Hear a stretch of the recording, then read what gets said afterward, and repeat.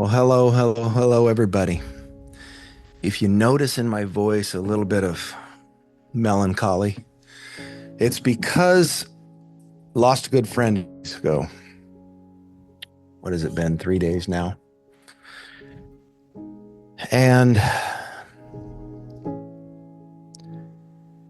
had a little bit of a journey since then, and something that happened that he inspired me.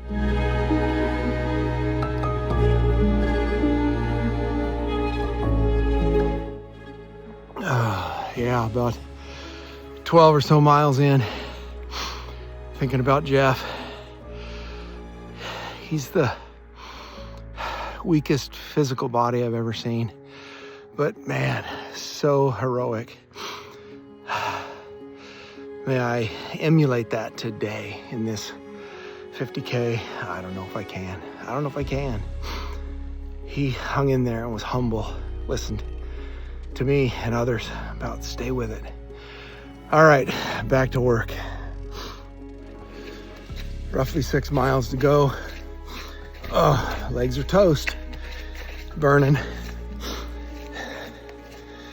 Total of just over 31 or something like that I'm going. But I'm gonna finish. Not gonna stop. Not gonna quit. Might stop for a moment, but I'm not gonna quit.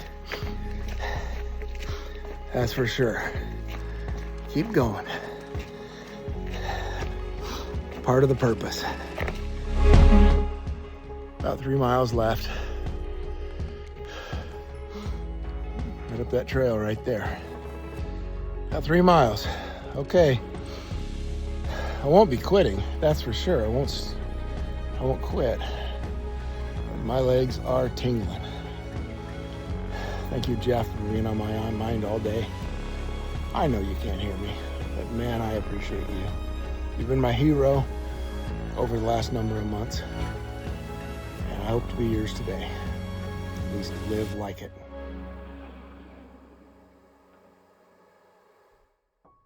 Greatness from Small Beginnings is the name of the podcast. The only guest that I've had twice died on Friday. I think early Friday morning, something like that. He'd been struggling. He'd been in the hospital all but maybe 5 days. His name is Jeff Olds. Oh, let me see if I can figure out. Should have done this before, but let me see if I can figure out the number of the podcast. So a few months ago and then early last year sometime, he was on. So podcast, look at him. Listen to him. You'll get some wisdom there.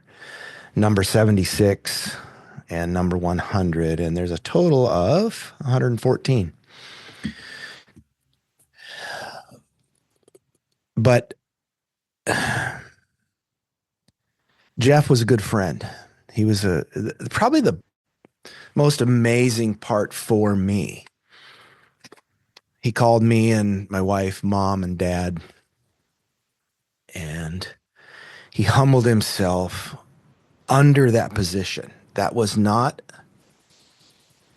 of course it was sincere, but what was more interesting than sincerity of it was that he honored us, knowing full well that we were trying to be like Jesus for him, that we were not perfect, though Jesus is, that we did things for him in several cases that he didn't deserve. And before we even loved him, I mean, we're supposed to love all men, and we did in that way, but he became very dear to us, like practically one of our own children, and yet only 5 years younger than me. Okay, so he called me dad. He put me in a place of honor, which taught me some things about honor that I didn't know I needed to learn. He acted great because he put himself below. He submitted. In one of the podcasts, he mentioned that he always fancied himself as the second. And we even talked about third, fourth, fifth, sixth, whatever position you're in. And he said, oh, I've been all of those. even in our company at K&L Industries, he was many of those things. He was often the lowest of low. When he couldn't do anything else, he just drove a truck. And before that, when he could do something else, he ran a broom, a truck and a broom. That's what he did. And the truck was automatic, so he didn't even shift gears. He just drove it around and hauled what we needed hauled when we needed to haul it. And but more important than that, in the first podcast with him, he described a nickname that he got at K&L, which was Coach. And he was Coach. He was Coach to many. His life was difficult and hard, and he made it that way himself. He admits that. And even after it came to us at 46 or 48 years old, I think it was, he made it hard even with us. And got let go and quit and got frustrated and offended and all the things that kind of showed pride, an undue pride, a negative pride in what he was about. And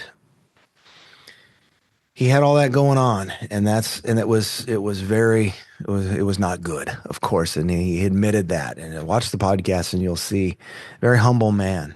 And that's because he came from not humble beginnings necessarily, because he had two parents, and they they really took care of him, and he never lacked, and yet he lacked for so much because he put himself in the position of lack. And he stole from himself the deep relationships. And that's what I really appreciate about him, is that once, a few years ago, when he finally came around to the fact that I have to deal with myself day in and day out, and I'll be better for it if I stay with people that care in general, and then care about me, is the way he would put it. And then if I care for others, they care for me. And he associated that with his relationship with Jesus. He also loved my kids, the boys. He called them my boys. My brothers is what he called them. And there's a bunch of them. There's 6 of them. He didn't know all of them perfectly well because all of them weren't nearby, but he knew of them, and he had met them all and spent time at our dinner table, a holiday or two. And he was a friend of the family. He was one of the family. And he said, I came here to get a family. Didn't know that when I came, but I came here and got a family. And thank you, Lord, for Jeff. So Jeff, the reason I'm melancholy, the reason I'm low, is because I'm missing Jeff. I'm missing the relationship. I miss what he provided for my sons, the encouragement. He mentioned in one of the podcasts, I believe it was number 100, that he did ministry. He did things for God by doing for others, and he would reach out by text, and he would encourage. Just a few days before he passed, he sent me a message saying he loved me. I love you, Dad. And that's encouraging. Everybody wants to hear that.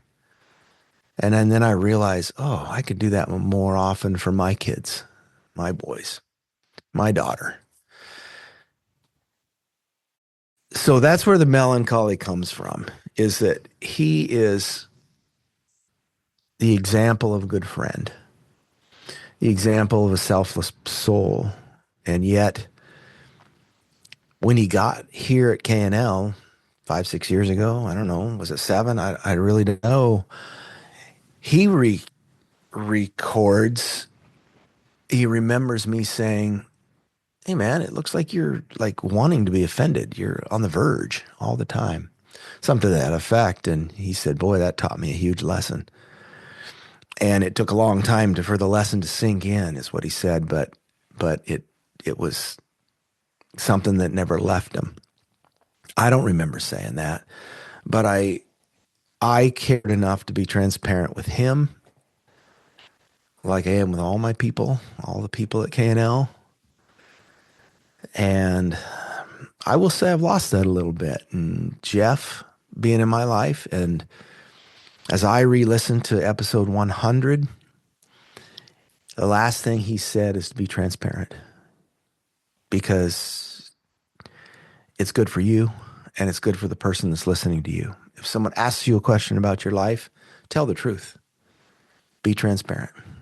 Don't hold any insight. Just lay it all out there, and they will do with it what they need, and then Jesus can use it the way he wants.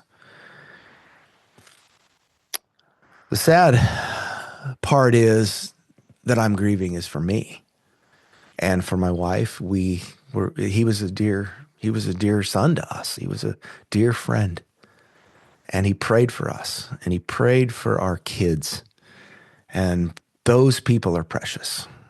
I mentioned in both podcasts my grandmother, who died at 105, and she lived right next door, 100 feet from where I sit. And she sat in a chair, and she prayed for people whose names she didn't know that would wander around our yard here, the KNL yard. And she prayed for us daily, maybe even hourly. She always asked.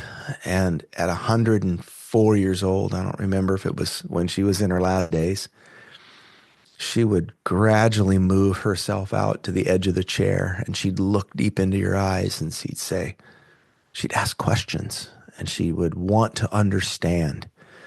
She didn't understand, but she would want to. And that want to understand was enough to make me feel seen. And I did feel seen. Thank God for her. Jeff was a friend like that. He wanted to see us. And it came from pain. It came from suffering. And he realized that he had caused it on himself, and that he could bless others through his suffering if he indeed would just put the effort in to do the ministry, to send out the text messages, to send the encouraging messages, to make phone calls, to tell the people that need love, that he loved them. Oh, so when I do this final podcast, I'll mention him again. Of course I will. But this final podcast to appreciate his life, I say rest in peace. Well, I know he was headed to Jesus. I knew it all along. So he has peace. I don't have to say that. But he didn't have rest until the moment that he passed. And he really wanted to. In the months leading up to his passing, there was a couple of times where I went and saw him in the hospital, and he was so discouraged. One time, God compelled me to read Psalm 103, which I think you should all read. You want to hear something encouraging that talks about how good God is and how he's got this world in his hands, it's there, Psalm 103. And when I read that, he looked up and he said, okay, I'm not done just yet. And I said, I know. When God is done with you, you'll know. You'll have some peace on earth, and you'll be at rest in the moment just before you pass. And that's when you'll go. But I said, are you peaceful? He said, no. I said, well, then you're not done. So he trusted me, he trusted us. He trusted Lillian and I, my wife. And he loved my family. He loved us. He loved my boys. And he talked fondly of us to others, which is kind of amazing, because he would admit, oh, I have a critical spirit. I have so much wrong with me. Check out the podcast, but he was talking about just before he came that he to record with me, he was tailgated and he said something that he shouldn't have said and thought something he shouldn't have thought. And I thought, oh man, there's a human sitting with me, and this human is justified by faith because this human repented. This human repented and then surrendered their soul once again, and then had to confess. He confessed to the whole world on that podcast that I have a long ways to go. I love you, Jeff. I say that not because I think you can hear me necessarily. If you great, if God does it like that, I'm good with that. Never thought that that was the case, but kind of hope it is, but that's fine. But Jeff, I love you and I appreciate what you've done for me and my family. I appreciate that you loved me when I wasn't lovely. I appreciate that every time we had a conversation, it picked up more or less where it ended the last time, which is glorifying God, which is giving God praise, which is giving God our soul once again. And allowing ourselves to be reminded by our words and by the other person in our one-to-one conversations about how we have so much to be grateful for. Thank you. Thank you. I also, you died on Friday the 13th. Oh, weird. It's weird. I think early in the morning.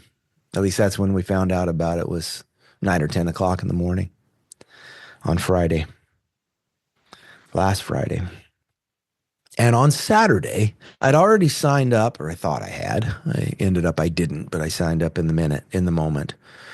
I'd already signed up to run a 50K, which is around 31 miles.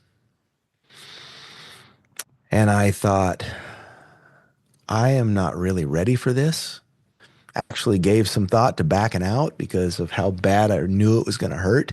And believe me, my legs are very sore. They are. I didn't back out. I went on with the plan, especially after Friday discovering that he'd passed and gone to heaven.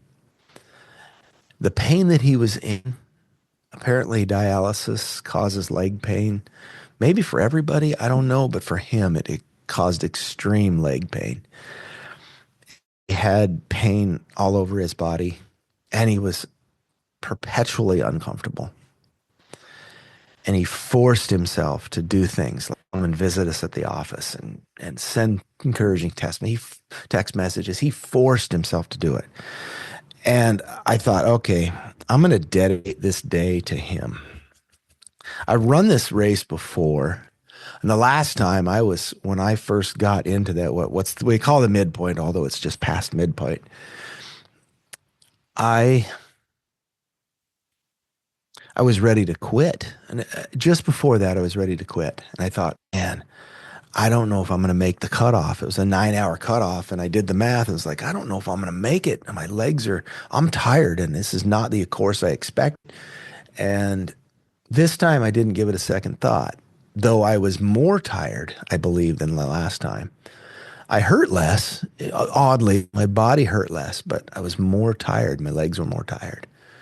About 17 and a half miles in. And I just kept going. I took a moment to prepare. I filled my water and I ate something real quick and I just kept going. And thank God for that moment. Thank God for my memory of him to keep me going, because I remembered that he was in pain and he kept going. And I encouraged him, are you done? Do you have rest? Are you peaceful? And he said, no. And I said, then you're not done. And he said, you're right. I have more to do. I have more to pray for, and I have more people to encourage. And he meant me too.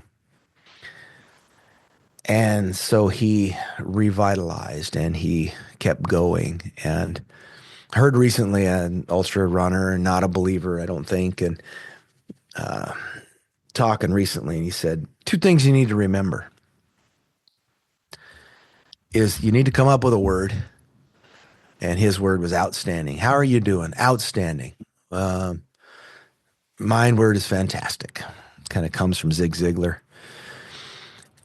And come up with a word, outstanding, and then just don't quit. Now, it doesn't mean you can't walk, but just don't quit. And that's what I did that day. I know I'm not going to quit. Well, the conditions there on that course were worse than the year before, much worse, much muddier, almost all trail, 28 miles of it or 29 miles of it or so, or maybe 27, I don't know, was muddy. And not all of it was muddy, but a lot of it was. And their brand new section of trail was horrible, muddy. And I just kept saying, no, I got to keep going. I got to keep going. And my goal was, so my prior year was 8 hours and 17 minutes, something like that, 31 miles. So it was a long trek. And I, I thought, well, I can do it in seven optimal positions, 7.5, but my legs were fried. I, my nutrition was off a little bit prior to the race. Anyway, I'm still trying to figure all that out. But I came in 5 minutes ahead in worse conditions, and that's a win. And I think that Jeff helped me do that. The memory of Jeff, not that his soul was with me, that he was a dove that lifted me and carried me. That's not what I'm saying, but his memory of what he suffered and how well he suffered was a good memory for me. All that being said, go be great. Do the great things. Small things in life are normal, but greatness from small beginnings. We all begin small. We're all in the process of small. We're all small, basically. And God wants us to be great.